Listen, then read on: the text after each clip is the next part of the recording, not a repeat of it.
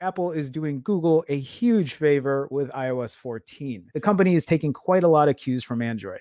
I don't know how many of you felt this way, but that was the very first thing as soon as, not that Apple hasn't had widgets, but the ability to put stuff on the home screen.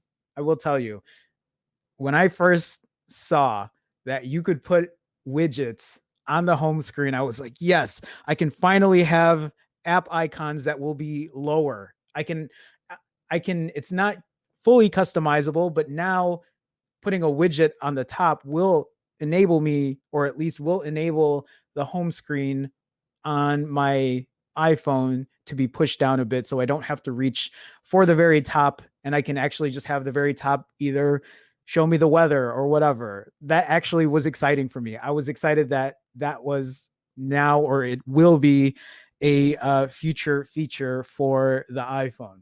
Anyway, in fact, I think the majority of the iOS segment was probably covering features that, in one way or another, originated on Android. But that's not something to get upset about. It doesn't matter who did things, quote, first. In fact, it's probably a bigger deal that Apple is adding these features. As I see it, Apple is actually doing Google a huge favor here in the long run, since these changes could eventually make it easier for iPhone users to switch to Android. That's actually a really good point. I didn't think about that. This keynote was packed with stuff. There was so much stuff that I would have had to take notes to take every single piece of, update info or changes that I really wanted to sit and talk about. But doing that would probably take forever. But I thought that the keynote had a lot in there. And I think they did a really good job of cramming as much info as they could, or at least the main points, and sharing it with everybody. When I finally was able to get to watch the keynote, I think I was in the middle of this app library, and I was like, "Oh my god, they're actually doing it. They're doing something like an app drawer." An app drawer by any other name would smell as sweet. Among the most noteworthy changes is a distinctly Android like relaxation when it comes to default apps. Apple tends to rule iOS with an iron fist, and the company really doesn't like the idea of third party apps replacing its own experience anywhere. If Apple does a thing, Apple wants you using its version of that thing, and it will make your life harder if you don't. Certain apps like Safari and the built in email client get foisted on you in some circumstances, no matter what you do. But Apple is changing that as of iOS 14, or at least iPad OS 14. If you don't know what that whole section was about, it's pretty much saying that there are certain times when you're trying to, for instance, open a link that was given to you in the Messages app of an iPhone.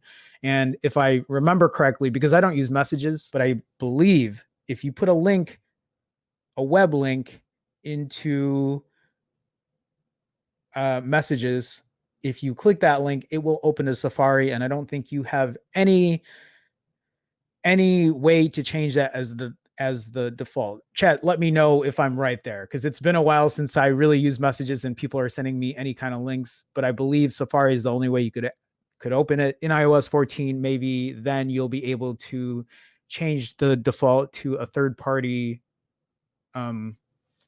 web app like Chrome or Firefox or whatever else. Anyway, continuing on, Android users are also familiar with the idea of home screen widgets and an app drawer that keeps their home screen from getting too cluttered. These changes, it's exciting. I'm very happy that they're finally doing they're finally giving a little more customization. It's obviously not a ton, but it's nice to see. These changes are long overdue for iOS, which has otherwise stuck to 2007's dump everything on the home screen design. That's a good way of putting it forward. Again, there's nothing bad about this. Google's taken plenty of features from Apple as well over the years, and smartphones are reaching a level of platform maturity that make changes like these inevitable. Really quick, the one thing that I'm guilty of this too in the past, maybe when I was a bit more immature. Not saying I'm completely mature today, but I'm still I'm I'm a lot more mature today than I have been in the past. But do you guys here still say, well, Android did it first? Well, Apple did it first. I feel like that is a, yeah, if you want to point it out, that's fine. But if you're using it as a defense mechanism for uh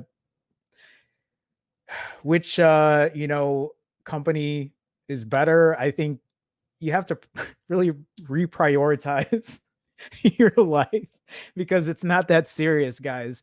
If anything, I've shared in the past, having competition is a good thing. This is why we need more than two companies fighting to do stuff like this.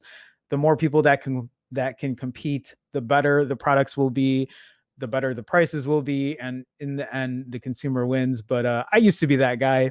I used to be that person when I first switched over from an an iPhone to an Android back in the Galaxy Nexus days. I would not stop talking about my my Nexus phone and why Android was so much better. But that was a long time ago, and I feel like those days are long gone. I don't know. It's just a very immature thing to have an argument about, especially arguing to people who don't even care much about phones.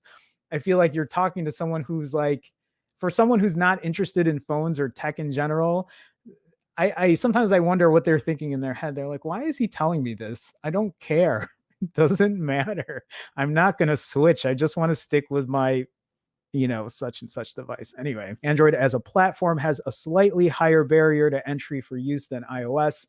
A lot of the things it does are more complicated than iOS. Some folks see that as a benefit, others see it as a drawback. That's up to your own judgment, but it's unarguably a hurdle for some customers to clear. And that's my mom. My mom is that demographic. My aunts and uncles, a lot of them are in that same demographic. My mom, for her to be able to push stuff on a Chromecast to the TV, I think is amazing. It's amazing my mom can do that. I have aunts and uncles. I'll tell you this one story. My uncle, who lives with my mom, he he was given a Moto G phone, and he's had nothing but dumb phones, like flip phones or whatever, just like the simple phones. And he does not know how to work it. He doesn't even want to use it.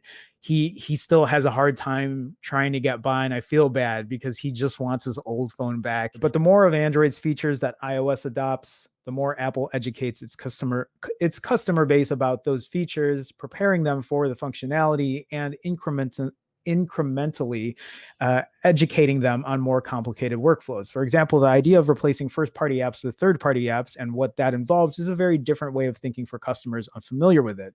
And Apple has decided it's time for folks to learn about that. That's good. I'm glad. The same goes for Apple's new app clips, the assistant like Siri redesign and app drawer, and all the other changes that one can draw a line to Android with. The fact that Apple is going to take this next year to teach all its iPhone using customers about these features is probably the best thing that could happen to Android. Come 2021, most iPhone users picking up an Android device for the first time might feel a little more at home.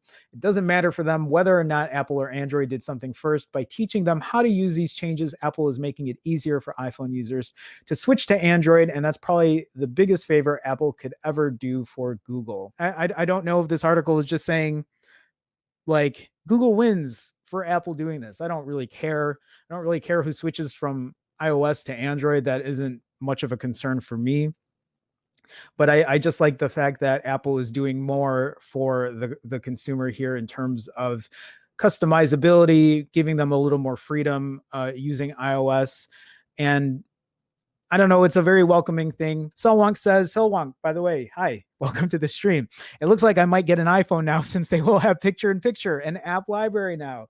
So there you go. Look at, and so it's actually really interesting that you say that, because this article is talking about how having this might convert people who use an iPhone over to Android.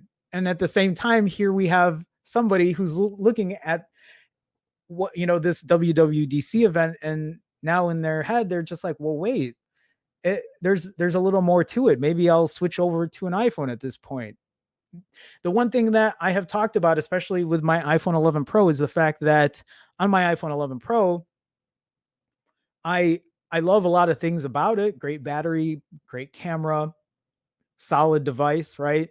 Build quality is great, but the one thing that really frustrates me is the UI. Will says because it's so fragmented on Android, you can't tell someone Android has screen recorder because their Moto phone won't have it, but a Samsung phone might. Well, that's a great point, man. That really is a great point. At least for an iPhone, for the most part, for their newer products and like 5 years or 5 generations of phones down the road, um, most people will have the capability to use the same things. Actually, I have a couple articles that talks about compatibility with iOS 14, that talks about compatibility with, is it watch OS 7? Because if you guys saw in um if you guys saw in the WWDC, they talked about how they're adding the sleep tracking to Apple Watch. And the first thing that came to my head, because I am using, there you go, I'm using a Series 3, is wait, are they going to have that available for the Series 3? Because the one thing I've been waiting for is sleep tracking. It's something I used to have on my Fitbit. Uh, I will say though, thinking about sleeping with a watch on seems really, it doesn't seem like the nicest experience. So we'll see if I actually do it. But I will say the first thing that came to my head was, is this going to be available for my Series 3? And yes, it will be, but we'll talk about that.